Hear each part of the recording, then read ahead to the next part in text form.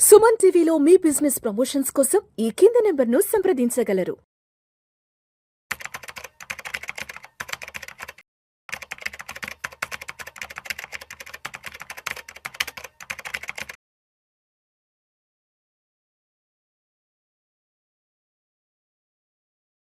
Suman TV ప్రేక్షకులకు స్వాగతం. నేను doctor Anil Kumar Bachchu, certified financial ప్లానర్ని. 8th January 2026 ఇవాళ మార్కెట్ ఎలా ఉంది, ఏమి జరిగింది మార్కెట్లో, ఎందుకు హ్యూజ్ కరెక్షన్, ఇవాళ హ్యూజ్ ఫాల్ జరిగింది అనేది తెలుసుకుందాము. ఇవాళ మార్కెట్ చూసుకుంటే ఏంటంటే క్లోజ్ టు 264 పాయింట్లు, ఒక 1% నిఫ్టీ పడిపోయింది. సో ఏదైతే స్ట్రాంగ్ సపోర్ట్ నిన్న మొన్న అనుకున్నామో 25,900 అది కూడా బ్రీచ్ అయింది. 25,877 దగ్గర క్లోజ్ అయింది. ఇది కంటిన్యూస్గా 4th సెషన్ నెగిటివ్లో క్లోజ్ అయిన session. So one important thing ఏంటంటే ఇన్వెస్టర్స్కి భయపడాల్సిన అవసరం లేదు. 1% పడిపోయినంత మాత్రాన long bull story of India 2026లో ఎటువంటి ఎఫెక్ట్ లేదు. ఏంటంటే రీసెంట్గా జరుగుతున్న ప్రొటెక్షనిజం, అమెరికా నుంచి జరుగుతున్న వొలటిలిటీ, అమెరికాలో జరుగుతున్న కొత్త టారిఫ్ భయాలు, ఏవైతే నిన్న ట్రంప్ కొత్త బిల్లు ఒకటి up to 500% tariffs Russian oil కొనే కంపెనీస్కి, రష్యాలో నుంచి వాణిజ్యం చేసే కంపెనీస్కి చేయొచ్చు అనే బిల్లుకి పర్మిషన్ ఇవ్వడం ఒకటి, and India US trade deal అనేది ప్రోగ్రెస్ అనేది తెలియకపోవడం కానీ.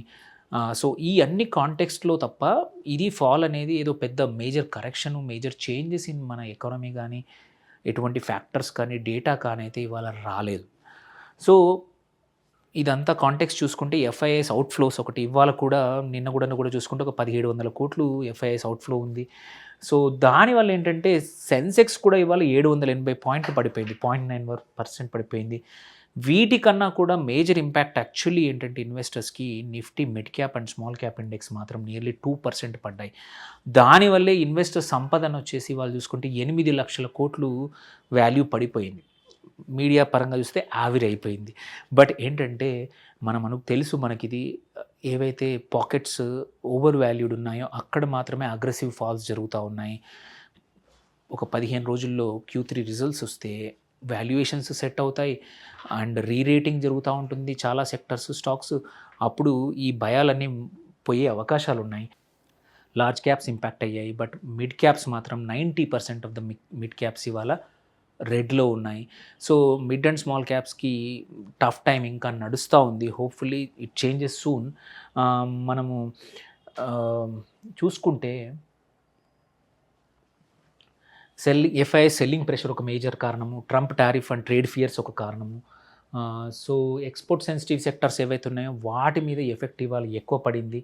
ఈ ప్రొటెక్షనిజం అనేది యూఎస్లో పెరగడం వల్ల, కొత్తగా టారిఫ్స్ చేస్తాము, కొత్త బిల్లు చేస్తాము అని మాట్లాడడం వల్ల సెక్టోరల్ ట్రిగర్స్ ఏవైతే ఎక్కువగా ఎఫెక్ట్ అయినాయి చూసుకుంటే మెటల్స్ నియర్లీ 3.4% డౌన్ అయింది.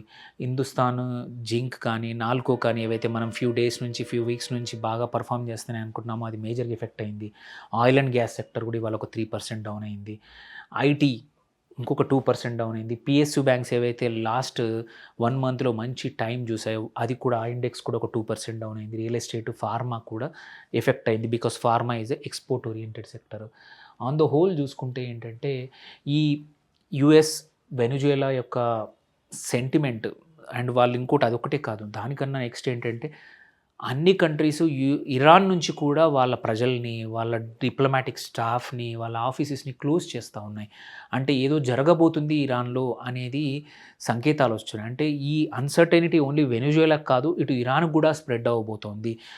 ఇలా స్ప్రెడ్ అయినప్పుడు అండ్ ఇంకొకటి ఏంటంటే నిన్న ఆర్కిటిక్ మహాసముద్రంలో, అట్లాంటిక్ మహాసముద్రంలో రష్యా ఫ్లాగ్ ఉన్న క్యారియర్ పైన యుఎస్ సోల్జర్స్ నిన్న దిగడము, అక్కడ వాటిని వాటిని కూడా చెక్ చేసి వీళ్ళ ఆధీనంలోకి తీసుకోవడం అనేది కూడా ఏంటంటే గ్లోబల్లీ కొంచెం యుద్ధ భయాలు ఎక్కువయ్యాయి. అలాంటి పరిస్థితుల్లో మార్కెట్లో ఇట్లాంటి అనిశ్చితి అనేది నార్మలే.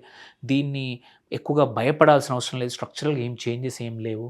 సో అండ్ విక్స్ కూడా, వొలటిలిటీ ఇండెక్స్ కూడా 6.53 నుంచి 10.6, ఎందుకంటే దీనివల్ల పెరిగింది. సో ఈ ఫాల్ ఇంపార్టెంట్ ఏంటంటే ఈజ్ ఇట్ రేషనల్ అనేది వెరీ ఇంపార్టెంట్. అందరూ భయపడతా ఉంటారు, అరే ఇదేదో fall continues. No, this is ఎస్ దీనికి కారణాలు ఉన్నాయి. ఇట్లాంటి డొమెస్టిక్ రీజన్స్ అయితే లేవు. ఇట్లాంటి ఇంటర్నేషనల్ రీజన్స్ వల్లనే ఫాల్ అయింది. సో మొన్నటి వరకు ఇన్ స్పైట్ ఆఫ్ ఎఫ్ఐఐసి యొక్క ఎగ్జిట్ వల్ల కూడా మార్కెట్స్ మంచిగా మళ్ళీ లైఫ్ టైమ్ హై దగ్గరికి వచ్చాయి. సో ఇట్ ఈస్ జస్ట్ ఏంటంటే హెల్దీ కరెక్షన్ ఫేజ్ ఇది. కొన్ని స్టాక్స్ విచ్ అవి క్వాలిటీ లేవో, ఎక్కడైతే ఓవర్ వాల్యుయేషన్ ఉన్నాయో అవి కరెక్ట్ అవుతాయి. The ones which are strong will come back soon. And కొన్ని సెక్టర్స్ కూడా ఓవర్ ఎక్స్టెన్షన్ జరిగింది. మెటల్స్ కానీ స్మాల్ క్యాప్స్, కొన్ని స్మాల్ క్యాప్స్ అట్లాంటివి కూడా ఈ టైంలో ఏంటంటే నార్మల్ వాల్యూకి వచ్చేస్తాయి. అండ్ ప్యానిక్ అయితే పెద్దగా లేదు. 10.6 స్ట్రాటజికల్లీ విక్స్ చూసుకుంటే ఇంకా నార్మలే తప్ప వెరీ కాదు. మనం హయ్యర్ విక్స్ చూసాము volatility index. So this is more like a small range bound correction జరగబోతోంది ఫ్యూ డేస్. ఈ వోలటిలిటీ తగ్గేంత వరకు, ఈ కన్ఫ్యూజన్ తగ్గేంత వరకు.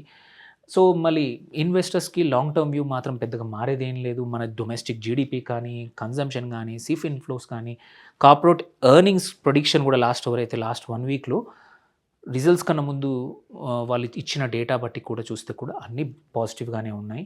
అండ్ బడ్జెట్ కూడా February 1 ఆదివారం రాబోతూ ఉంది.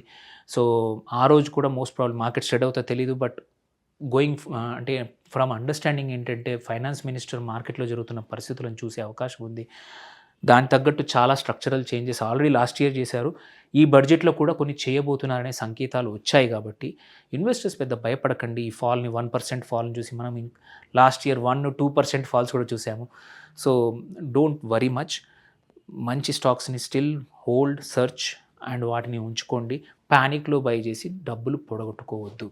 సో ఇంకా కూడా క్వైట్ అ ఫ్యూ ఏరియాస్ ఉన్నాయి where good opportunities are there. So కొంచెం ఓపిక పట్టండి. కావాలంటే 1 or 2 days వెయిట్ చేయండి. కానీ don't get into panic mode. అంత భయపడాల్సిన అవసరం లేదు. Thank you for watching. Signing off doctor Anil Kumar Bachu.